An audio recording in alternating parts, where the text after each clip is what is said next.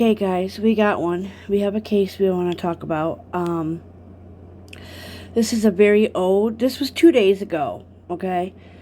So a girl found in a wall of a home with ID as a 19th century teenager. Guys, I almost just spilt my pop over my laptop. That would have been fucking bad. Oh my god. Okay, so listen to this. Let's go for it. It's kind of sad to know that this happened back then, and with the technology that they have today, they can solve and do a lot of things that they couldn't do back then. However, back then, in that time era, there was grave robbing.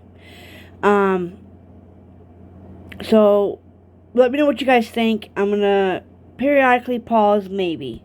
On the wall of the residence, Mr. Skinner discovered what appeared to be a human skull between the studs of the wall. Mr. Skinner immediately called the Batavian Police Department, and an investigation was started. At that time, DNA and genealogical records were not as advanced as they are today, so options were limited. Batavia Police did an incredibly thorough investigation with what they had available at that time. Several outlets were contacted, to include national labs, museums, as well as colleges and universities. The most that could be obtained at that time was from a university professor who surmised that the skull was from a young woman around age 20. It was also determined that the skull was from someone prior to 1900. Batavia Police searched records for missing persons, and no additional information was revealed. After the exhaustive search and investigation, the case grew cold. On March 10th of 2021, employees of the Batavia Depot Museum were cleaning a vacant room at the museum when a box containing a skull was found. Not knowing where the skull originated, museum employees called the Batavia Police to report the finding. Batavia PD performed a search of their records and found the original 1978 report. No additional evidence was recovered from the search. The Batavia Police Department then decided to appropriately remand the skull to the King County Coroner's Office for continuation of the investigation. The next day, we continued the investigation, and because the case was minimally over 40 years old, I decided that the cold case team was best suited to investigate this incident. Deputy Gabrielle Allison was assigned as the lead investigator. I started the cold case investigative team in July of 2015 to review old cases in response to citizens who had legitimate questions and concerns in relation to previous equivocal death rulings. Upon reviewing existing evidence and chasing down leads for 2 years, we became aware of a company called Othram Laboratory in Texas. This company performed a relatively new investigative technique called Forensic Investigative Genetic Genealogy, or we'll call it FIG, F-I-G-G for short. This is the same procedure that was used to catch the Golden State Killer in 2018. By the time we had heard of them, Othram had already solved over 100 cases across the country using this process. Our hope was that if FIG could solve these cases, then maybe a profile could be established for ours. Although our case was much older, we placed our hope in Othram's process. Othram graciously offered to look at the skull to determine if they could obtain any DNA from the skull, even though it was so old. After several weeks, Othram informed us that they were able to obtain some usable DNA that they could test, and if they were able to obtain a profile, it could be run through their database where members of a family with similar ID could be discovered. Othram said that if we would like to do this procedure, the funding required could be obtained through a crowdfunding site as a means of obtaining the required fees needed. I felt that the public would be interested in helping in the solution, so the crowdfunding option appealed to me. So in December of 2023, a press release was sent out about the unknown identity of the 1978 found skull with an appeal to the public for their help.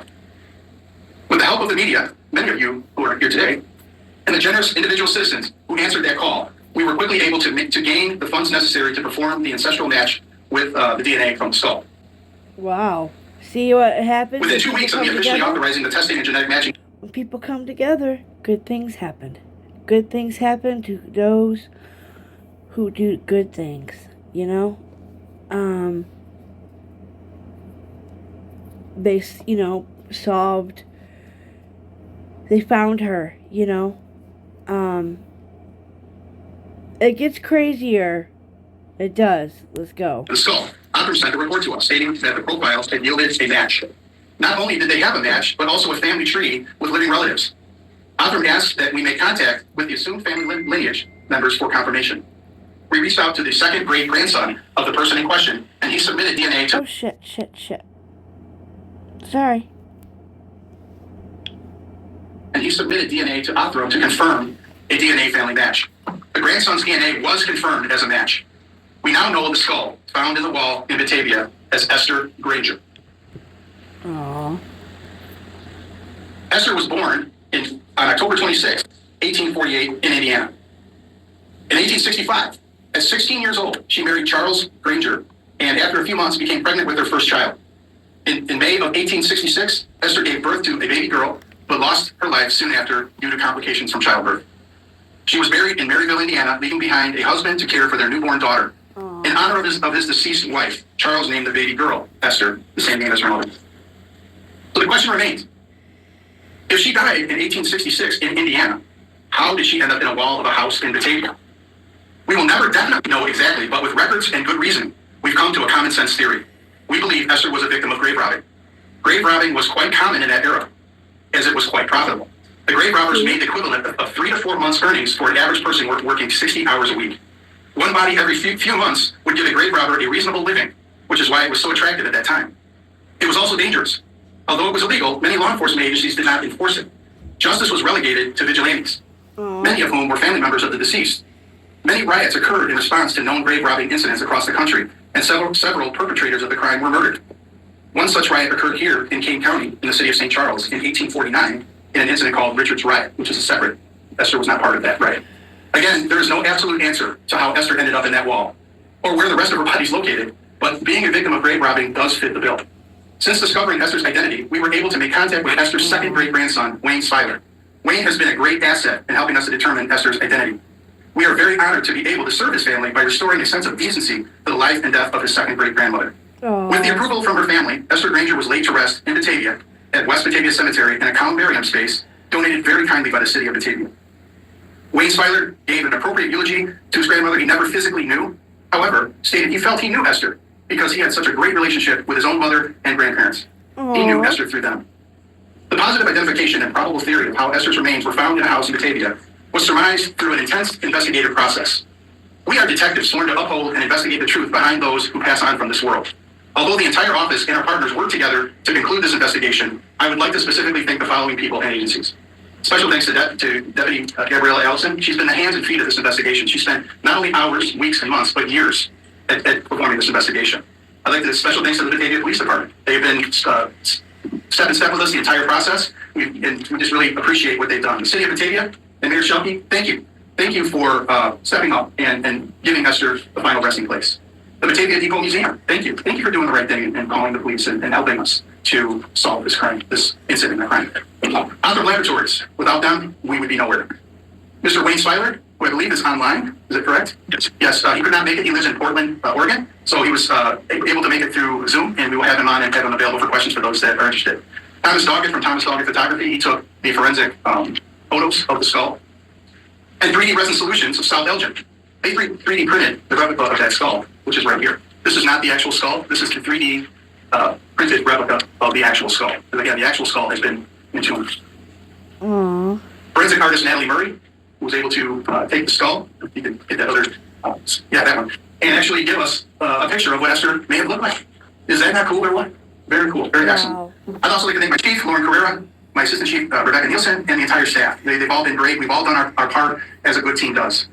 Lastly, but not least, I want to thank all the citizens who donated resources and said prayers for a successful outcome. Understand that your gifts were put to great use and your prayers were answered.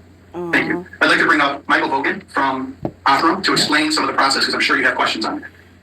Good morning, everyone. My name is Michael Hogan. I'm the Director of Account Management with Othram. I'll give the kind of quick notes of who we are. We built Othram. We're actually the first private laboratory in North America that was built exclusively to generate human ID from forensic evidence, be it unidentified human remains, like in this case, or even suspect DNA. We built a complete end-to-end forensic process completely in-house that looks at hundreds of thousands of markers of DNA. Using these markers of DNA, we build these high-performing profiles that can then be used to upload into databases and connect families. And that's what we did in this case. And so I want to thank all these folks for trusting us to assist, and we're happy with the outcome. There are also some other people I'd like to thank. We have Allison Namila, is that right? Namela from the Batavia Depot Museum, and Katie Burgess from the Batavia Park District Batavia Depot Museum. Greg Tinrella, he's the owner of 3D Resin Solutions, who printed this excellent replication of the actual skull. And of course, I can't leave out Maureen Kelly. She's the other half of my cold case team. We've got a few other cases we're working on, and we'll continue to work on those, but all right, that is a news conference there with the Kane County, Illinois coroner. Again, they did identify this 17-year-old girl who they say was found dead a few decades ago inside of a home's wall as the owner was doing some renovations there. But they say they'll never be able to determine exactly how she ended up in that. How did she end up in there? Back then, they did say grave digging was a thing. what do you guys think about this? Let me know in the comments. I'm glad that she was found and now is able to rest, you know. That's horrible back then for them people to do that, to be grave robbing. Like, who? Like, I just cannot believe back then that it was okay. Like, you don't think that something like that could happen, and it did. It did. I'm a big history person, so a lot of history, I love doing history. And to know that back then, grave robbing was so popular, and they got good money from doing it, but like, wouldn't you think you'd be cursed if you did that? Like, wouldn't you think going up and digging up somebody's body and taking their belongings off of their body? Like, a lot of people get buried with their jewelry, their rings. I don't think a lot of people take that stuff off their people before they get into the dirt. Do they? Do they bury them with, you know, their stuff? Like, I don't think I'm gonna keep my mom's jewelry. I don't think I would put that with her.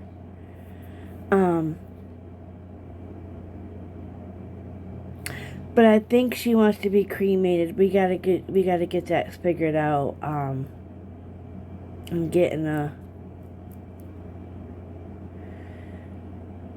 don't even want to think about my mom dying. Oh my God, you guys.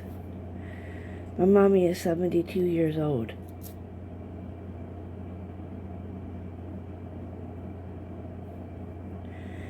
And then I'm about to start thinking about it, and I'm going to start to cry. I can't lose my mommy. I've already lost too much. I don't think I could go out without my mom.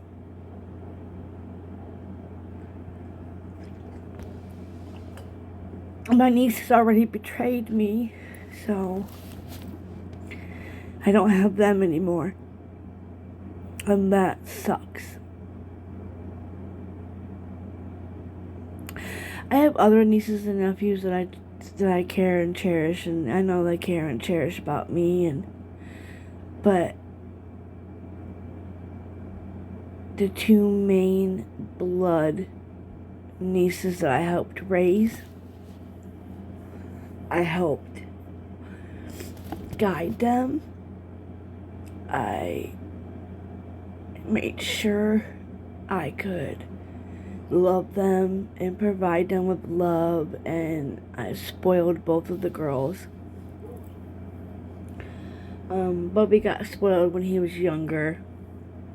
I tried to spoil him now that he's a little bit older, and he's autistic, and he knows what's going on between me and his sisters, and he's not happy about it, and they just try to maintain Bub on a daily basis, because when he goes into his fits and gets mad, it's hard to get him to reverse. So it's a process.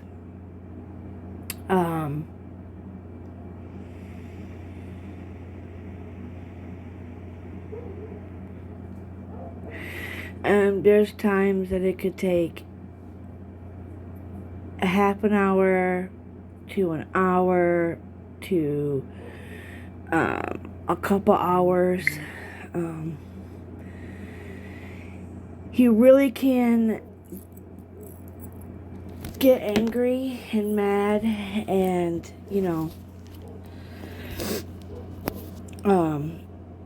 so yeah, this is a good, I'm glad they were able to find this young lady. She was put to rest once, and then to have to be put to rest again, not knowing where the rest of her body could be. It's very devastating and very scary to know that her body was,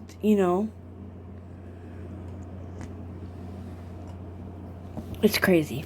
But let me know what you guys think. I love y'all. Have a great day.